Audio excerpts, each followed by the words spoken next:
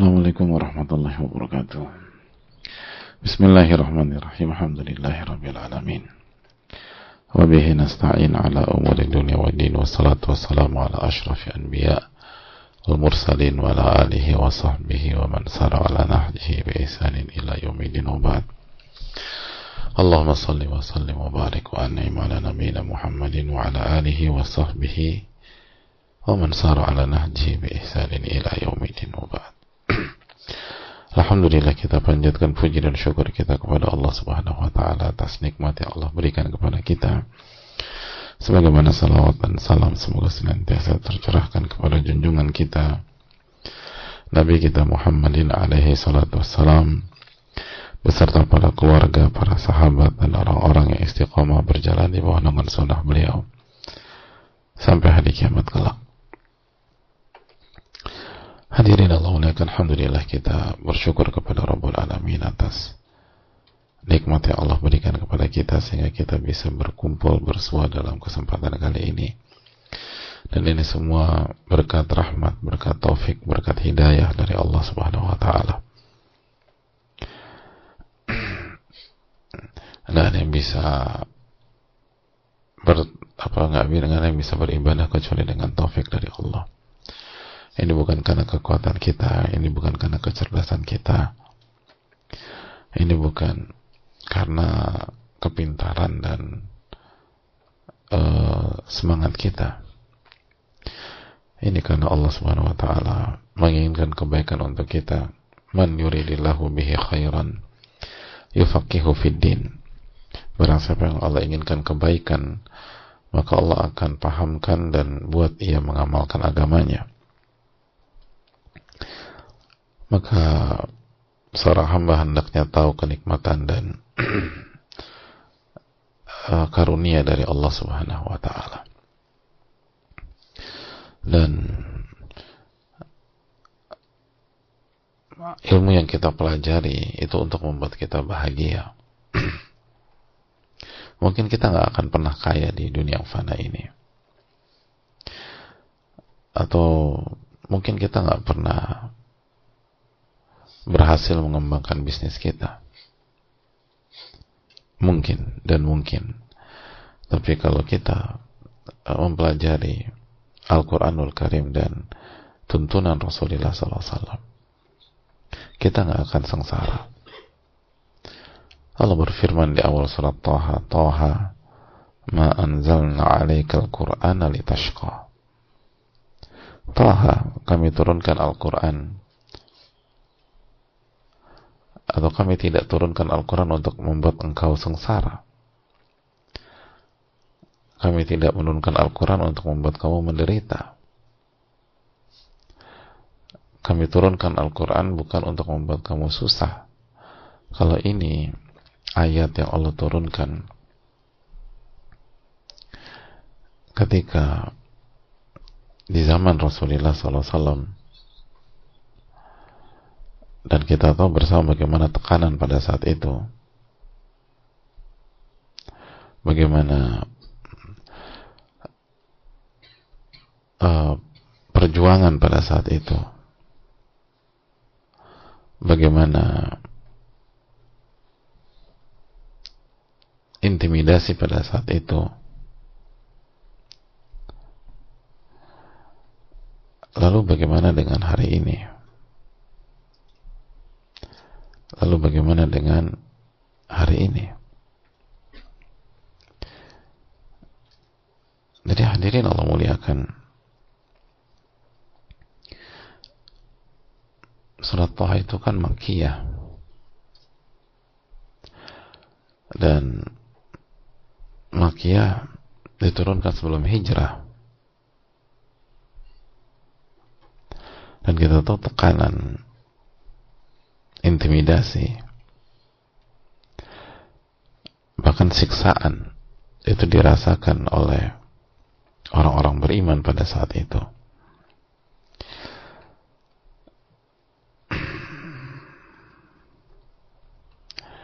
Dirasakan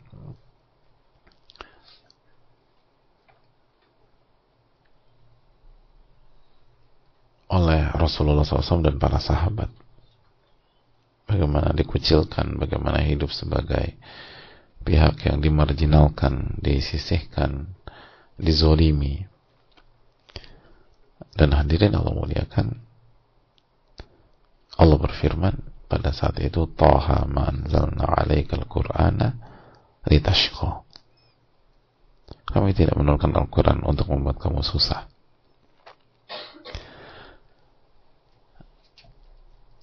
Jadi ini bukan buat susah, bukan buat sengsara, bukan buat ribet. Betul secara fisik mereka terzolimi, tapi sudahkah kita tahu bagaimana suasana hati mereka dan bagaimana suasana jiwa mereka? Bagaimana kedamaian yang mereka rasakan, bagaimana kebahagiaan yang mereka rasakan, bagaimana ketenangan yang mereka rasakan. Ala bi dzikrillahi tatma'innul qulub, ketahuilah dengan mengingat Allah hati menjadi tenang. Bagaimana Al-Quran itu obat, khususnya yang ada di dalam hati dan jiwa. Jadi hadirin Allah muliakan, kalau di kehidupan Nabi SAW pada saat di kota Mekah, Al-Quran itu bukan untuk menyusahkan, bukan untuk menyengsarakan. Lalu bagaimana dengan kondisi kita pada hari ini yang jauh lebih baik, jauh tanpa tekanan, jauh lebih nyaman dibanding fase Rasulullah SAW di kota Mekah. Jadi membuat kita susah, sengsara itu adalah ketika kita jauh dengan Al-Quran, ketika kita jauh dari mentadaburinya, jauh dalam mengerti dan mengamalkan.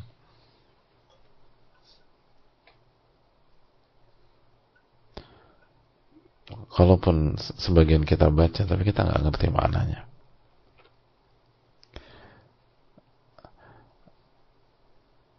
Makanya penyesalan sebagian orang-orang hebat bukan orang-orang gagal ya,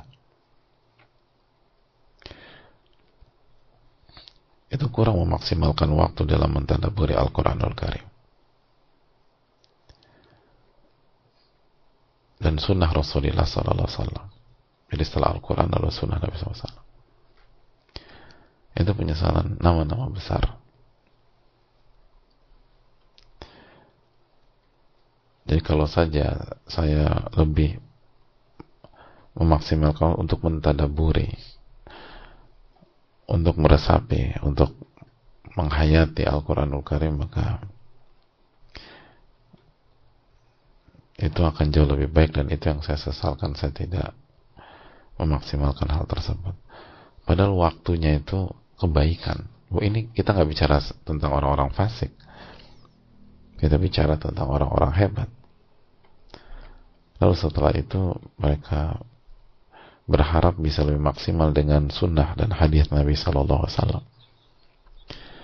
Dan hadirin Allah muliakan, dan itulah yang kita dapatkan ketika kita mempelajari buku seperti Riyadhus Shalihin. Karena buku ini isinya ayat-ayat Al-Quran dan hadis-hadis Nabi kita Sallallahu Alaihi Wasallam. Jadi kalau kita benar-benar mempelajarinya dengan ikhlas, dengan tulus, maka kita akan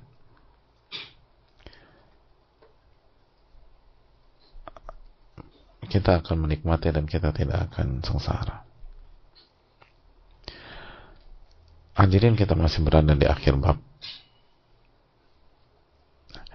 dan kita akan jelaskan kesimpulan para ulama tentang bab ini. Dan di antara kesimpulan mereka adalah bab ini menjelaskan at-tarbiyah 'alal wafa' wal ikhlas wa raddil jamil. Bab ini mendidik kita untuk memiliki sikap setia, al-wafa, komitmen dalam menjalankan kesepakatan, wal ikhlas, dan keikhlasan, wa raddil jamil, dan memberikan feedback yang positif, memberikan balasan yang positif pada saat kita berinteraksi. Jadi lagi-lagi para ulama menekankan masalah kesetiaan dalam berinteraksi, khususnya dengan orang-orang terdekat, khususnya dengan orang tua, khususnya dengan pasangan, dengan suami atau istri, dengan anak-anak, dengan kakak atau dengan adik, dengan sahabat. Seorang muslim itu membangun hubungan dengan kesetiaan.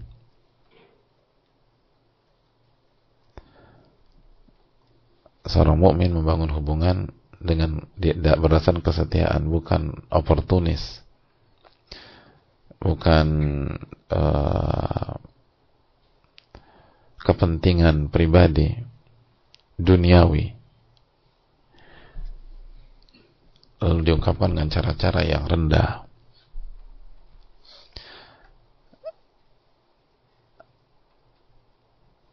Tapi mereka membangun hubungan itu dengan kesetiaan dan keikhlasan. Jadi ketika mereka setia, mereka bukan mengharapkan pamrih dari manusia atau dari pihak tersebut, tapi mereka mengharapkan ridho dan ganjaran dari Allah Tabaraka wa Ta'ala. Jadi mereka memadukan antara kesetiaan dan keikhlasan. Makanya mereka tetap baik setelah,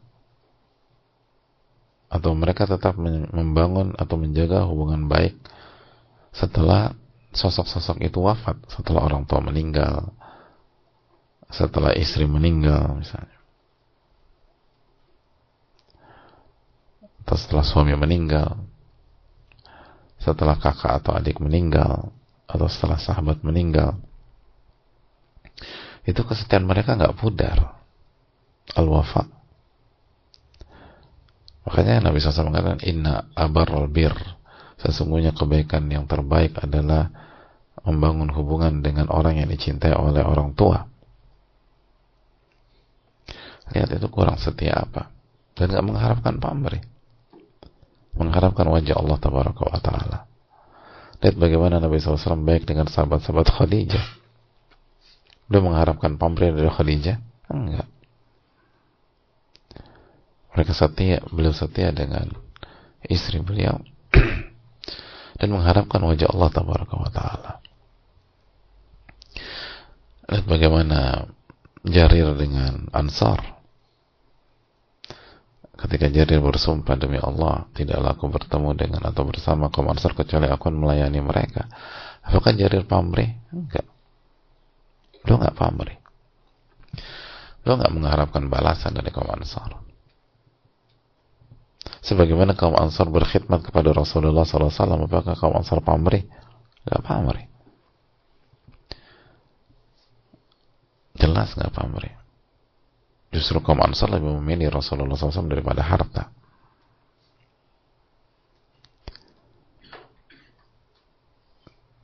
Dan itu teladan-teladan kita. Itu generasi pertama dalam umat ini. Itu didikan Rasulullah SAW secara langsung. Pribadi-pribadinya demikian, menggabungkan antara kesetiaan dan menggabungkan kesetiaan dengan keikhlasan. Makanya hadirin Allah muliakan, kalau kita menginginkan anak-anak yang setia dengan kita dan tulus dengan kita, maka didik mereka dengan Al-Quran dan Sunnah Nabi SAW. Kalau kita ingin pasangan yang setia, kita ingin istri yang setia dengan kita dan ikhlas dalam menjalankan tugasnya sebagai pendamping kita, maka didik dia dengan Al-Quranul Karim dan Sunnah Nabi SAW. Sebaliknya, kalau kita ingin suami yang setia, suami yang ikhlas dalam membimbing kita, memimpin kita, dan gak mengungkit-ungkit Dan walaupun ia pemimpin, ia menjaga kesetiaan pernikahan kita. Maka carilah pemimpin yang mengamalkan Al-Quranul Karim dan Sunnah Nabi SAW dan mengerti. Karena memang agak sulit, karena memang kondisinya berbeda kalau ini berkaitan dengan suami. Sulit istri untuk mendidik suaminya, dan itu kenyataan di lapangan.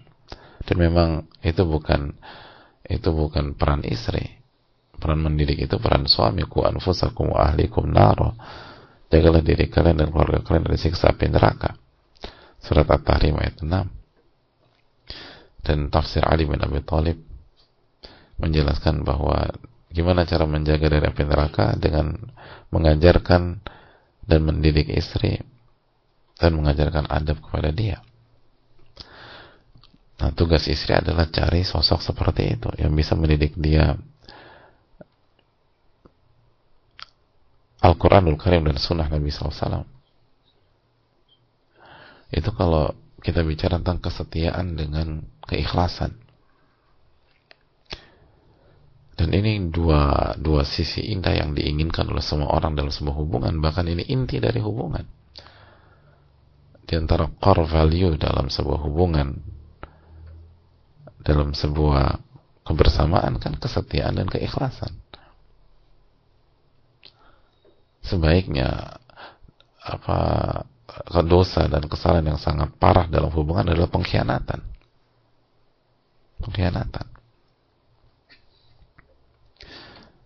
Dan ketidakikhlasan, ada kepentingan dan seterusnya.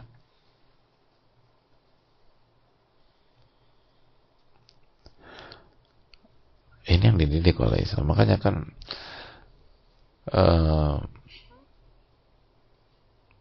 masih ingat apa yang Allah firmankan di dalam Al-Quran ketika terjadi konflik horizontal.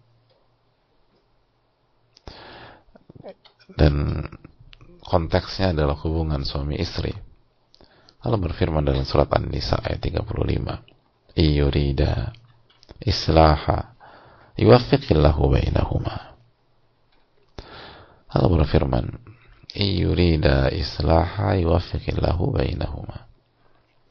Dan apabila kedua belah pihak berniat islah, niscaya Allah akan memberikan taufik kepada mereka berdua untuk islah. Ini nas dari Allah Subhanahu wa taala. Kalau kedua belah pihak niatnya ikhlas untuk islah, maka islah. Maka Allah akan memberikan taufik untuk islah. Jadi kenapa banyak masalah rumah tangga deadlock? Bukan masalahnya besar, tapi karena tidak ada kejujuran dan keikhlasan untuk islah.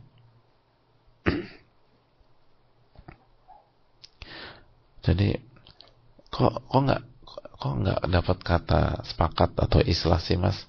Ini masalah udah parah. Bukan masalah udah parah, Dede. Ini salah satu pihak emang nggak berniat islah,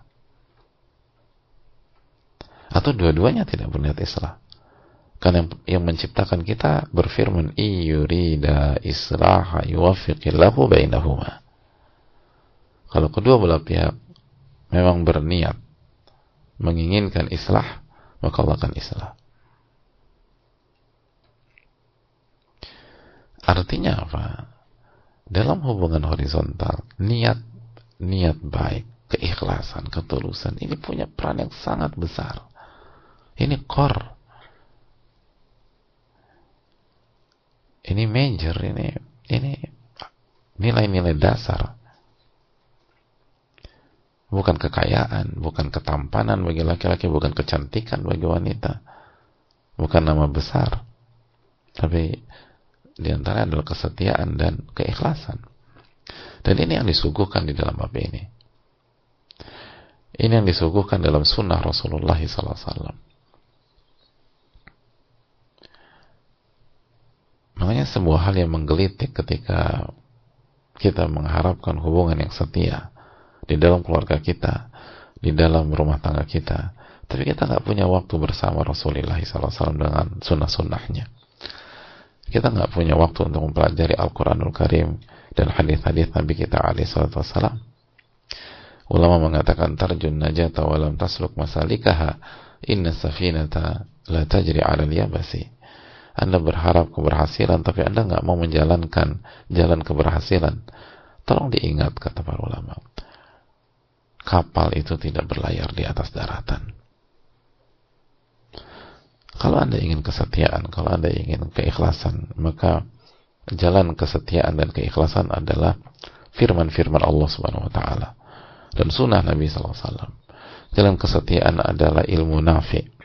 Jalan kesetiaan adalah tuntunan Rasulullah sallallahu alaihi wasallam. Jalan kesetiaan adalah mengikuti jalannya manusia yang paling setia, manusia yang paling ikhlas dalam berhubungan. Siapa lagi kalau bukan Nabi Muhammad alaihi salatu wassalam? Kan berpikir simpel aja, hadirin.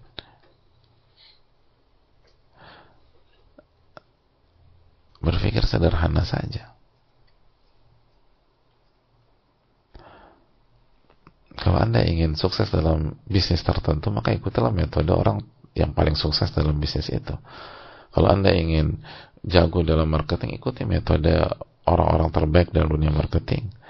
Kalau Anda ingin sukses dalam bisnis F&B, ikuti orang-orang terbaik dalam F&B. Kalau Anda ingin menjadi perenang yang handal, ikuti metode perenang terbaik pada saat itu.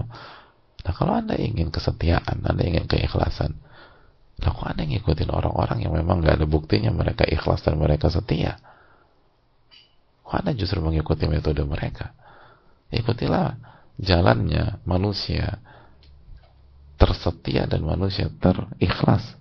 Dan ketika kita membaca data, maka kita nggak memiliki nama kecuali Rasulullah Sallallahu Alaihi Wasallam. Lalu mana waktu untuk belajar? Mana waktu untuk mengkaji?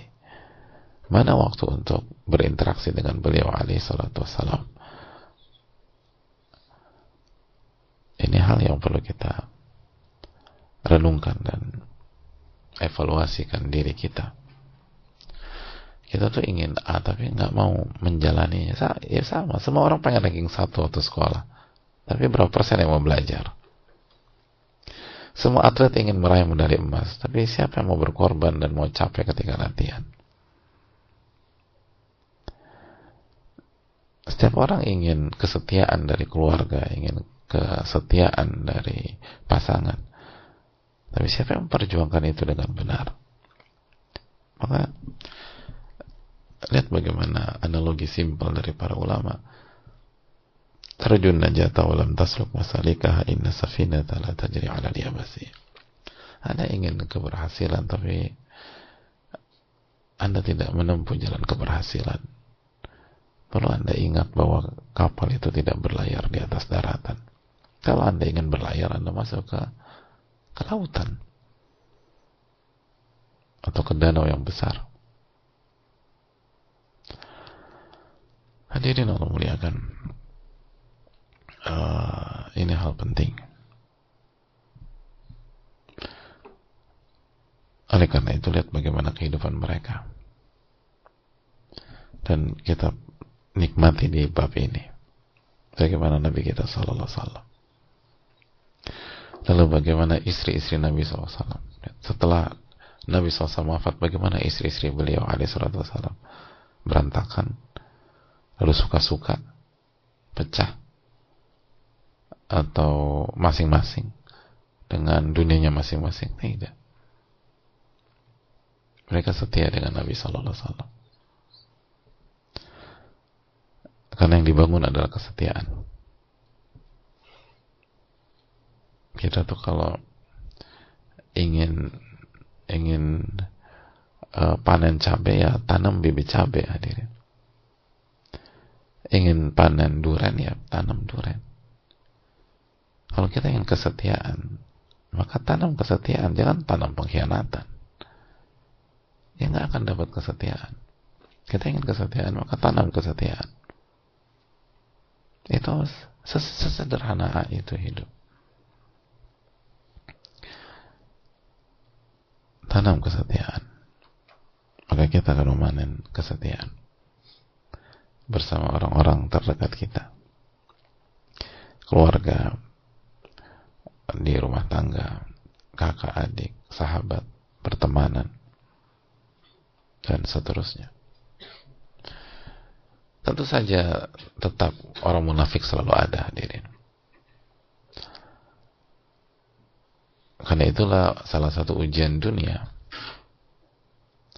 Tapi dengan taufik Allah nggak akan menghancurkan, sebagaimana orang munafik di tengah-tengah Nabi SAW ada, padahal Nabi sudah menanamkan kesetiaan, Nabi SAW menanamkan keikhlasan, tapi tetap aja ada orang-orang seperti Abdullah bin Ubay bin Salul. Tapi pertanyaannya, apakah mereka bisa mencenderai Rasulullah SAW? Apakah mereka bisa menghancurkan perjalanan Nabi SAW? Apakah mereka bisa menggagalkan tujuan dan goals Nabi SAW? Nggak bisa. Wal aqibatu lil muttaqin, kata Allah. Dan ending selalu untuk orang-orang yang bertakwa. Ending itu untuk orang-orang yang setia. Ending itu untuk orang-orang yang ikhlas. Pengkhianatan, permainan nggak akan pernah berhasil. Wa makaru wa makarullah wallahu khairul makirin. Mereka buat makar. Makar kan artinya nggak setia, hadir. Salah satu bentuk ketidaksetiaan adalah makar. Mereka buat makar, Allah balas makar mereka. Dan Allah sebaik-baik yang membuat permainan dan trik tersebut. Innahum yakiduna kaida wa akidu kaida. Mereka bermain, aku balas permainan mereka, kata Allah. Jadi kalau mereka nggak setia, mereka bermain, Allah yang balas, hadirin. Makanya enaknya itulah orang-orang beriman, nggak terlalu membebankan diri sendiri, nggak terlalu membebankan diri sendiri. Kita atau hadirin sudah setia dan ikhlas, lalu ada pihak yang berusaha mengkhianati dan memainkan, Allah yang balas. La ta'khudhu sinatu wa la naum. Allah tuh nggak ngantuk, nggak tidur. Dan itu ayatnya. Dan itu salah satu ayat yang cukup common kan, cukup dikenal di tengah-tengah masyarakat. Wa makaru wa makarallah. Mereka makar, Allah balas makar mereka. Allah yang balas. Allah khairul makirin. Dan Allah sebaik-baik yang membuat hal-hal seperti itu. Maka janganlah masuk ke bab itu. Anda nggak akan pernah berhasil. Karena bukan Anda yang terbaik, gitu. Bukan Anda yang jago, gitu. Anda tuh nggak jago, gitu. Jadi jangan pernah masuk ke bab, atau jangan masuk ke ranah makar. Jangan pernah masuk ke ranah pengkhianatan. Jangan pernah masuk ke ranah ketidaksetiaan. Karena Anda nggak expert di bidang itu. Mungkin bagi sebagian manusia Anda jago, tapi Anda akan berhadapan dengan Rabbul Alamin. Wa makaru wa makarallah. Mereka membuat makar, Allah balas makar mereka. Dan Allah sebaik-baiknya melakukan hal tersebut. Artinya Anda nggak pernah menang. Nggak akan pernah menang. Nah, ini pelajaran bagi kita. Jangan pernah mengkhianati keluarga kita. Jangan pernah mengkhianati pasangan kita. Jangan pernah mengkhianati anak-anak kita. Jangan pernah mengkhianati istri kita. Apalagi istri, jangan pernah mengkhianati suami kita. Kalau kita ingin bahagia dunia dan akhirat. Jangan pernah mengkhianati anak-anak. Jangan pernah mengkhianati sahabat. Jangan pernah mengkhianati teman. Dan begitu seterusnya. Jangan pernah mengkhianati guru. Jangan pernah mengkhianati orang-orang yang